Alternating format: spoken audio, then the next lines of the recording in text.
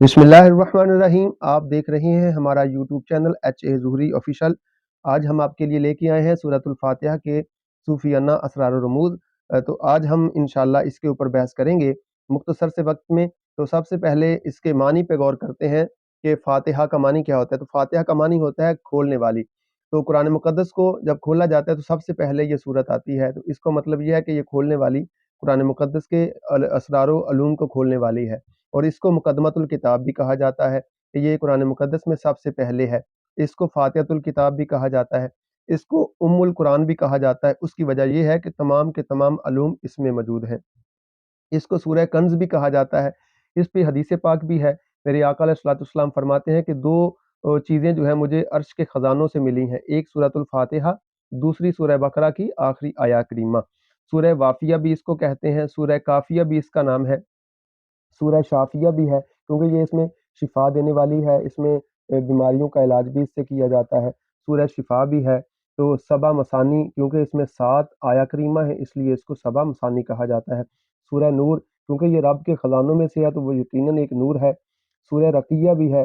सूरतुल अलहम्द भी कहा जाता है इसे, क्योंकि इसमें रब की तारीफ़ की जाती है। सूरह दुआ भी है, क्योंकि इसमें ये दुआएँ भी हैं, दुआ पढ़ी जाती है। सूरह तलीमुल मसाला भी है। सूरह मनाजात भी है, अल्लाह की बारगाह में मनाजात की जाती है। इसको सूरह तफ़वीज़ भी कहा जाता है। सूरह सवाल भी है, क्योंकि मालिक की बारगाह में सवाल किया जाता है। सूरह उम्मुल किताब भी है। इसको सूरह फातिहतुल कुरान भी कहा जाता है और इसको सूरह सलात भी कहा जाता है। तो इस सूरत में 7 आया करीमा हैं, 27 कलमे हैं और 140 हरूफ हैं। और ये वो सूरत है जिसमें कोई आयत नासख़ या मनसूख़ नहीं है। और इसकी वजह तस्मीया मैंने पहले आपको अर्ज़ कर दी है कि ये कुरान पाक के शुरू में है, इसलिए इसको सूरतुल फातिहा कहते हैं, क्योंकि ये खोलने वाली है। इसका शान नुज़ूल जो है वो 2 तरह से ज़िक्र किया जाता है। एक तो ये कि या तो ये मक्का में नाज़िल हुई या ये मदीना में नाज़िल हुई, या इसमें ये है कि पहली बार मक्का में नाज़िल हुई, दूसरी बार ये मदीना में नाज़िल हुई। बहरहाल ये हमारा मौज़ू नहीं है, हमने इसके असरार बयान करने हैं। तो हम शुरू करते हैं कि अल्हम्द का मानी जो है वो ये है कि तमाम तारीफ़ें अल्लाह के लिए हैं। अल्हम्दुलिल्लाहि रब्बिल आलमीन। तो इसमें अबू सहल तस्तरी रहमतुल्लाहि तआला अलैह आप जो इसरार बयान फरमाते हैं, आप फरमाते हैं कि अल्लाह का शुक्र, हम्द से मुराद जो है वो अल्लाह का शुक्र है और शुक्रिया उसकी अताअत की जाए तो फिर हासिल होता है। मालिक कायनात की अताअत की जाए तो फिर हासिल होता है। और अताअत जो है ये वलायत से हासिल होती है। वलायत, इसको कुरान मुक़द्दस ने भी बयान फरमाया है, इन्नमा वलियुकुमुल्लाहु व रसूलुहु वल्लज़ीना आमनू, कि बेशक तुम्हारा वली, तुम्हारा मददगार अल्लाह ताला है, उसका रसूल है और मोमिनीन है। तो वलायत का मानी जो है वो मानी कुर्बत, बमानी दोस्ती, बमानी मददगार भी लिया जा सकता है। तो अल्लाह की वलायत उस वक़्त तक हासिल नहीं हो सकती जब तक उसके मा सिवा से इंसान बेज़ारी ना करे।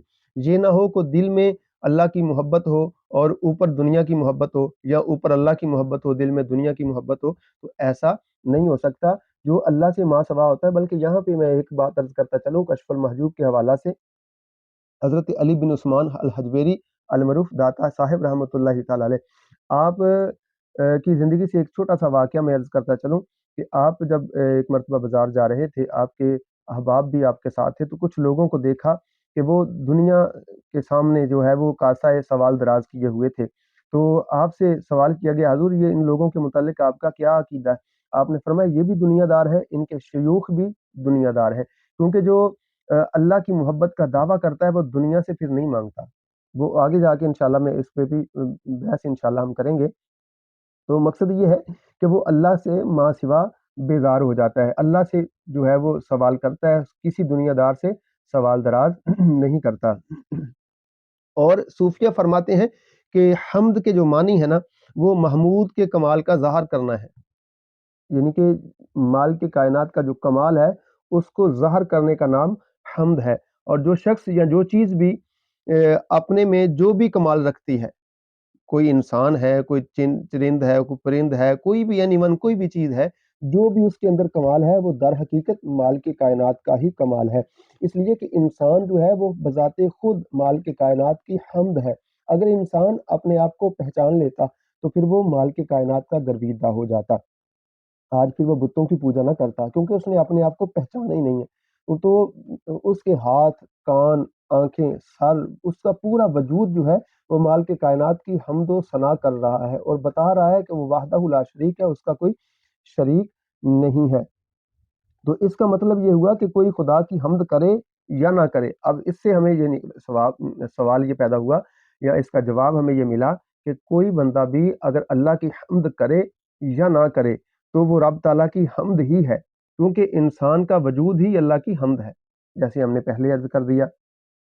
تو دوسری توجیہ جو ہے وہ یہ ہے کہ صوفیہ فرماتے ہیں کہ لا موجودہ الا اللہ، یعنی صرف حق تعالیٰ ہی موجود ہے۔ اب اس کے جو اندر اسرار چھپا ہوا ہے، انشاءاللہ اس سے بہت لطیف نقطہ جو ہے وہ ظاہر ہونے والا ہے کہ دنیا کی سب چیزیں اللہ ہی کا سایہ ہے، اور اعتبار میں سب کی تعریف در حقیقت اللہ کی تعریف ہے۔ اس اعتبار سے اگر کسی کی تعریف کی جائے تو وہ در حقیقت اللہ ہی کی تعریف ہے، لہٰذا جس کی تعریف کرو گے دراصل وہ مال کے کائنات کی ہی تعریف ہوگی۔ مثال کے طور پہ آپ کسی چیز کی تعریف کر رہے ہیں کہ یہ خوبصورت ہے، بیوٹیفل ہے، تو دراصل اس کے بنانے والے کی تعریف ہو رہی ہے۔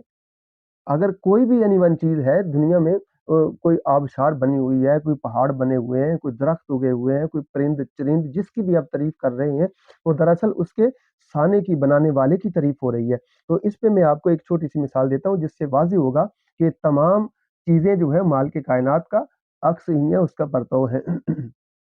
تو اگر آپ دھوپ میں کسی آئینے کو رکھیں اور اس کے اوپر آفتاب کی شعائیں پڑ رہی ہوں، اور اس سے آگے ایک کمرہ ہو، اس میں مختلف کلر کے آئینے پڑے ہوئے ہوں، کوئی سبز کلر کا ہے، کوئی یلو کلر کا ہے، کوئی بلیک ہے، کوئی وائٹ ہے، کوئی گرین ہے، کوئی براؤن ہے، کوئی آئینے پڑے ہوئے ہیں، تو آفتاب سے روشنی جو ہے وہ اس آئینے میں جا رہی ہے، اور اس سے آگے اس کمرے میں جو آئینے پڑے ہوئے ہیں اس میں جا رہی ہے۔ جب اس پہ روشنی جائے گی تو پھر اس کے کلر چینج ہو جائیں گے، جو جس کلر کا آئینہ ہوگا وہ روشنی اسی کلر کی ہو جائے گی، لیکن حالانکہ دیکھو تو آفتاب سے ایک ہی قسم کی روشنی آ رہی ہے، اور اس سے آگے جو ڈلیور ہو رہی ہے وہ مختلف قسم کی روشنی ہے۔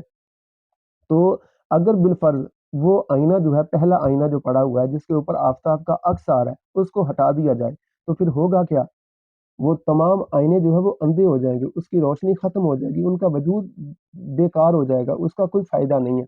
تو اس کو ہم تشبیہ دیتے ہیں، مثال کے طور پہ جو آفتاب ہے وہ مال کی کائنات کا نور کی تجلی، اس کو تشبیہ دے دیں، اور جو پہلا آئینہ ہے وہ حقیقت محمدیہ صلی اللہ علیہ وآلہ وسلم کو تشبیہ دیتے، اور جو باقی بند کمرہ ہے وہ عالم دنیا ہے۔ تو پتہ یہ چلا وہ اس کی روشنی حقیقت محمدیہ کے ذریعے تمام عالم پہ آ رہی ہے۔ تو دراصل وہ جو عالم پہ جو تمام عالم میں دنیا پہ جو روشنی آ رہی ہے وہ دراصل وہ مال کے کائنات کا عکس، اس کا سایہ ہی تو ہے، اسی کی روشنی ہے۔ تو اس سے ایک تو یہ معلوم ہو گیا کہ لا موجودہ الا اللہ، کوئی وجود نہیں ہے سوائے اللہ کے، اور دوسرا یہ کہ حقیقت محمدیہ سے ہمیں یہ بھی پتہ چلا کہ ذرے ذرے میں حضور نبی کریم صلی اللہ علیہ وآلہ وسلم کی ذات کا پرتو آپ کا بھی عکس ہے، آپ بھی اس پہ موجود ہیں۔ تو یہ مسئلہ دراصل جو ہے وہ وحدت الوجود کا ہے، یہ حال والے لوگوں سے ہی پوچھنا چاہیے۔ مفتی احمد یار خان نعیمی رحمۃ اللہ تعالی علیہ فرماتے ہیں کہ اس کو جو ہے کال والوں سے نہیں پوچھنا چاہیے، تو حال والے ہی اس کو ایکسپلین کر سکتے ہیں۔ تو بہرحال تو اس سے معلوم یہ ہوا کہ تمام چیزیں جو ہیں مالک کی حمد و ثنا ہی ہیں۔ تو اس سے یہ بھی معلوم ہو گیا کہ ساری حمد اللہ کے لیے، وہ خود ہی حامد ہے، خود ہی محمود ہے، اور خود ہی حمد ہے۔ لا معبودہ الا اللہ، تو اس سے لا موجودہ الا اللہ، اس سے یہ معلوم ہو گیا کہ ذرے ذرے میں نبی کریم صلی اللہ علیہ وآلہ وسلم کی ذات جو ہے وہ موجود ہے۔ اس کے بعد ایاک نعبد، کہ ہم تیری ہی عبادت کرتے ہیں۔ تو یہ عبادت تو ہم کرتے ہیں مال کے کائنات کی، لیکن صوفیہ کے نزدیک عبادت کا کامل جو ہے وہ یہ ہے کہ فقط اللہ ہی کو راضی کیا جائے۔ عبادت سے مراد جو ہے، عبادت تو سارے کرتے ہیں لیکن کوئی نہ کوئی مقصد رکھ کے، کوئی نہ کوئی مطلب رکھ کے، آج کل جو ہے وہ دیکھا جائے، اگر کسی کو دیکھا جائے کوئی مصیبت آ جائے تو وہ مسجد میں عبادت کے لیے چلا جاتا ہے، کوئی پریشانی آ جائے تو عبادت کے لیے چلا جاتا ہے، کوئی کام کسی کا پھنس جائے تو عبادت کے لیے مسجد میں چلا جاتا ہے۔ لیکن ایسا نہیں ہونا چاہیے، مطلب سے عبادت نہیں کرنی چاہیے، بلکہ صوفیہ کرام جو اس میں اسرار و رموز فرماتے ہیں، وہ فرماتے ہیں کہ اللہ کو جو راضی کرنا ہے، اللہ کی جو عبادت کرنی ہے وہ اللہ کو راضی کرنا مقصود ہے۔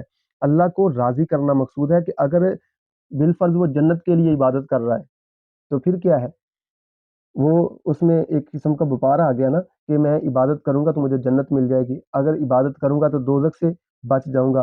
تو یہ جو ہے ایسی چیزیں جو ہیں اس کے عبادت میں شامل نہیں ہونی چاہیے، بلکہ صرف مقصود یہ ہونا چاہیے کہ ہم اللہ کی رضا کے لیے اس کی عبادت کر رہے ہیں، یعنی کہ اللہ کی عبادت کا مقصود صرف اللہ کی ذات ہی ہونی چاہیے، کیونکہ نماز میں ہم جب بھی نیت کرتے ہیں تو نیت کیا کرتے ہیں؟ 4 رکعت نماز اللہ تعالیٰ کے واسطے پڑھتے ہیں کہ جنت کے واسطے پڑھتے ہیں یا دوزخ کے واسطے پڑھتے ہیں؟ تو جب ہم نیت کرتے ہیں کہ اللہ کے واسطے، اللہ کی رضا کے لیے، اللہ کے واسطے پڑھتے ہیں، تو اس میں پھر جو ہے وہ یہ لفظ نہیں آنا چاہیے کہ ہم جو ہے وہ جنت یا دوزخ کے لیے عبادت کریں۔ صوفیہ فرماتے ہیں کہ عبادت صرف اس لیے کی جائے تاکہ مالک کائنات کو راضی کیا جائے، اس کی اتباع اور اطاعت کے لیے کی جائے، اور اس میں ایاک نستعین اور تجھ سے ہی مدد طلب کرتے ہیں۔ تو اس میں بھی یقیناً یہ بات واضح ہے کہ کوئی بھی چیز جو ہے وہ اللہ تعالیٰ سے مدد طلب کرنے کے علاوہ جو ہے وہ اس کا گزارا نہیں ہے۔ ہر چیز جو ہے مالک کائنات سے طلب حاصل کرتی ہے۔ انبیاء علیہ السلام ہیں، ولی ہیں، قطب ہیں، جتنے بھی عام و خاص ہیں، وہ تمام کے تمام جو ہے مالک کائنات کے دروازے کے منگتے ہیں۔ لیکن اس میں صوفیہ کرام جو ہیں وہ بڑا لطیف نقطہ ارشاد فرماتے ہیں، اس کو بزرگان دین نے بڑی جو ہے وہ شد و مد کے ساتھ اس کو بیان کیا، لیکن میں مختصر صرف 2 مثالیں چھوٹی چھوٹی پیش کرتا ہوں کہ جب انسان اس مقام پہ پہنچ جاتا ہے ایاک نستعین، تو صوفیہ فرماتے ہیں کہ ایک درجہ ہمارے اندر وہ بھی آ جاتا ہے کہ جب انسان اس کے ظاہری اسباب پہ نظر نہیں رکھتا، جب انسان اس مقام پہ پہنچ جاتا ہے فنا فی اللہ کی منزل پہ، تو ظاہری اسباب پہ نظر نہیں رکھتا، جس کی چھوٹی سی مثال یہ ہے کہ جب حضرت ابراہیم علیہ السلام کو نمرود نے آگ میں ڈالا تو حضرت جبریل امین نے آ کے عرض کیا کہ اے نبی اللہ، اگر آپ کو کوئی حاجت ہے تو ہمیں فرما دیجئے، تو تم جو ہے ہم تمہاری حاجت کو پوری کریں گے۔ تو حضرت جبریل امین نے جب عرض کیا گیا تو آپ نے فرمایا نہیں حسبی من سوالی علمہ بحالی، کہ میں کسی سے کوئی سوال عرض نہیں کروں گا، کسی کو کوئی حکم نہیں دوں گا، کیونکہ میرا اللہ جانتا ہے اور کافی ہے، میں سوال نہیں کروں گا اور کسی سے جو ہے وہ عرض نہیں کروں گا۔ سبحان اللہ۔ تو یہ وہ حالت ہے کہ جب دعا مانگنے سے بھی گریز کیا جائے تو ایاک نستعین، ہم تجھ سے ہی مدد مانگتے ہیں، یعنی کہ کسی کو واسطہ بھی نہ بنایا جائے۔ تو خیال رہے کہ اس کی دوسری مثال جو ہے وہ اس طرح میں آپ کو عرض کرتا چلوں کہ جب امتحان کا وقت ہو نا تو دعا نہ مانگنا اور راضی بر رضا رہنا، تو یہ بھی عبادت میں شامل ہوتا ہے۔ جب انسان کو کوئی امتحان درکار آ جائے، کوئی مصیبت، کوئی پریشانی آ جائے، تو کسی سے کوئی حاجت بیان نہ کرے سوائے مال کے کائنات کے، بلکہ جب اس بارگاہ میں انسان رجوع کرے تو صرف تصور رکھے، خیال رکھے، زبان سے کوئی لفظ ادا نہ کرے، تو یہ بھی بہت بڑی عبادت ہے۔ اس کی بہت بڑی مثال جو ہے حضرت امام علی مقام امام حسین رضی اللہ تعالیٰ عنہ، آپ نے جب میدان کربلا میں کتنا بڑا آپ کے اوپر جو ہے وہ امتحان تھا، لیکن آپ نے دعا نہ کی کہ خدایا کربلا کی مصیبت ہم سے ٹال دے، اور جب بندگی کے اظہار کا وقت آیا، یعنی پہلے آپ نے دعا نہ کی، جب بندگی کے اظہار کا وقت آیا تو پھر کیا ہوا؟ آپ نے تلوار کے سائے کے نیچے بھی، گردن پہ تلوار ہے، نیزے لگے ہوئے ہیں، لیکن اس کے باوجود بھی آپ نے بندگی کا حق ادا کر دیا۔ تو یہاں پہ اگر ہم دیکھا جائے کہ جب ابراہیم علیہ السلام نار نمرود میں تھے اور حضرت امام علی مقام جو ہے وہ میدان امتحان میں تھے، تو آپ نے کسی سے سوال نہ کیا، لیکن اس کے باوجود اللہ تعالیٰ نے جناب ابراہیم کی نار کو گلزار بنا دیا۔ کیا کہا تھا؟ ایاک نستعین، ہم تجھ سے ہی مدد چاہتے ہیں۔ اور امام علی مقام نے بھی کیا کہا تھا؟ ایاک نستعین، ہم کوئی سوال نہیں کریں گے، کوئی طلب نہیں کریں گے، لیکن اس کے باوجود بھی مالک کائنات نے ان کی آگ کو ٹھنڈا کر دیا اور امام علی مقام کو میدان کربلا میں سرخرو کر دیا۔ تو اب اگر انسان یہ عقیدہ رکھ کے ایاک نستعین پڑھے گا، تو پھر اگر کوئی مشکل میں پڑے گا، کوئی مصیبت میں پڑے گا، کوئی پریشانی میں پڑے گا، تو وہ تمام کی تمام چیزیں جو ہے وہ اس کے اوپر جو ہے وہ ہیوی نہیں ہوں گی۔ جیسے مثال کے طور پہ آپ نے دیکھا ہوگا کہ بزرگان دین جو ہے بظاہر ان کے پاس کچھ نہیں ہوتا، بظاہر ان کے پاس دنیا کے مال و اسباب کچھ نہیں ہوتے، نہ پوچھ ان فرقہ پوشوں کی ارادت ہو تو دیکھ ان کو، ید بیدا لیے بیٹھے ہیں خالی آستینوں میں۔ ان کے پاس بظاہر تو کچھ نہیں ہوتا، لیکن جو ہی کوئی ان کو حاجت درپیش ہوتی ہے، کوئی جو ان کو مشکل درپیش ہوتی ہے، تو مال کے کائنات کی طرف رجوع کرتے ہیں، لب سے کوئی شکوہ نہیں کرتے، کوئی شکایت نہیں کرتے، بلکہ دل جو ہے مال کے کائنات کی طرف رجوع کر لیتے ہیں دل سے، اور قلب و اذہان جو ہے اس کی طرف مائل ہو جاتا ہے۔ تو پھر ہوتا کیا ہے پھر ہوتا یہ ہے کہ انسان جو ہے وہ اس کامل درجے تک پہنچ جاتا ہے، اور مالکی یوم الدین، اللہ یوم حساب کا جو ہے وہ مالک بھی ہے۔ تو یہاں پہ ایک اور بھی نکتہ آ گیا کہ اللہ تعالیٰ یوم حساب کا مالک ہے۔ تو پہلے تو یہ ہے کہ مالک یوم الدین، دین سے مراد بزرگان دین نے دین اسلام بھی لیا ہے، کہ جیسے ان الدین عند اللہ الاسلام، لیکن یہ الگ بحث ہو جائے گی، پھر عالمانہ بحث آ جائے گی۔ ہم نے صرف کیونکہ اسرار و رموز بیان کرنے ہیں، تو مالک یوم الدین، اللہ یوم جزا کا مالک ہے۔ یہاں پہ ایک لطیف نکتہ جو ہے کہ یہ اللہ یوم حساب کا منصف نہیں فرمایا گیا، کہ انصاف کرنے والا یہ لفظ نہیں بلکہ مالک ہے۔ اگر آپ یہاں پہ ایک چھوٹا سا لطیف نکتہ دیکھیں کہ مالک فرمایا گیا ہے، منصف نہیں کہا گیا، تو اس کی جو سب سے بڑی ریزن ہے نا وہ یہ ہے کہ جو منصف ہوتا ہے نا وہ کبھی نہ کسی کی طرف جو ہے وہ جھوک لگا دیتا ہے، کسی نہ کسی کی طرف مائل ہو جاتا ہے، کچھ نہ کچھ کو رائے ضرور دے دیتا ہے، تو پھر یہ انصاف کے تقاضے تو نہ ہوئے۔ لیکن جو مالک ہوتا ہے وہ جس کو چاہے معاف کر دے اور جس کو چاہے جزا و سزا کے پلڑے میں اس کو ڈال دے۔ تو یہاں پہ مالک یوم الدین مالک فرمایا گیا کہ اللہ مالک ہے، کیونکہ مالک جو ہوتا ہے وہ معاف کر دے گا، اور مالک کائنات نے وعدہ بھی فرمایا ہے کہ اللہ جو ہے وہ اپنے بندوں کو ان کی غلطیوں کے اوپر سرگزشت نہیں کرے گا، اس کے اوپر پکڑ زیادہ نہیں کرے گا، ان کو چاہے گا تو معاف کر دے گا۔ اور واقعتاً اگر اس حدیث پاک کو لیا جائے، حضور نبی کریم صلی اللہ علیہ وآلہ وسلم کے سامنے جو ہے ایک صحابہ تشریف فرما تھے، میرے آقا علیہ الصلوۃ والسلام نے فرمایا کہ بندہ سے اللہ تعالیٰ 70 ماؤں سے زیادہ پیار کرتا ہے۔ یعنی کہ ایک ماں جو ہے وہ اپنے بچے کو پیار کر رہی تھی، اس کو لاڈ کر رہی تھی، اس کو بوسے دے رہی تھی، کبھی اس کی پیشانی پہ، کبھی گالوں کے اوپر، کبھی اس کے ہاتھ۔ تو میرے آقا علیہ الصلوۃ والسلام کے صحابہ نے دیکھا تو آقا نے فرمایا دیکھو یہ ماں کتنا پیار کرتی ہے، کیا یہ ماں چاہے گی کہ اس کا بچہ جو ہے اس سے دور ہو جائے یا آگ میں چلا جائے؟ تو عرض کرتے ہیں حضور جتنا یہ پیار کر رہی ہے، یہ کیسے چاہے گی کہ اس کا بچہ جو ہے وہ آگ میں چلا جائے؟ تو آقا فرماتے ہیں یہ ماں جو ہے اس طرح سے، یعنی کہ 70 گنا زیادہ، اس ماں سے 70 گنا زیادہ رب اپنے بندے سے پیار کرتا ہے۔ تو اس لیے رب مالک ہے، تو رب کو مالک ہی سمجھنا چاہیے، کیونکہ مالک جو ہے وہ معاف کرنے والا بھی ہوتا ہے۔ مزید انشاءاللہ اس سے آگے اگلی ویڈیو میں ہم آپ کے لیے اس کے اسرار و رموز بیان کریں گے۔ مزید ہماری ویڈیوز دیکھنے کے لیے ہمارے چینل کو لائک بھی کریں، سبسکرائب بھی کریں، اور بیل آئیکن کو آن کر دیں۔ اللہ تعالیٰ آپ کو جزائے خیر عطا فرمائے، اللہ تعالیٰ آپ کا حامی و ناصر ہو۔ اللہ حافظ۔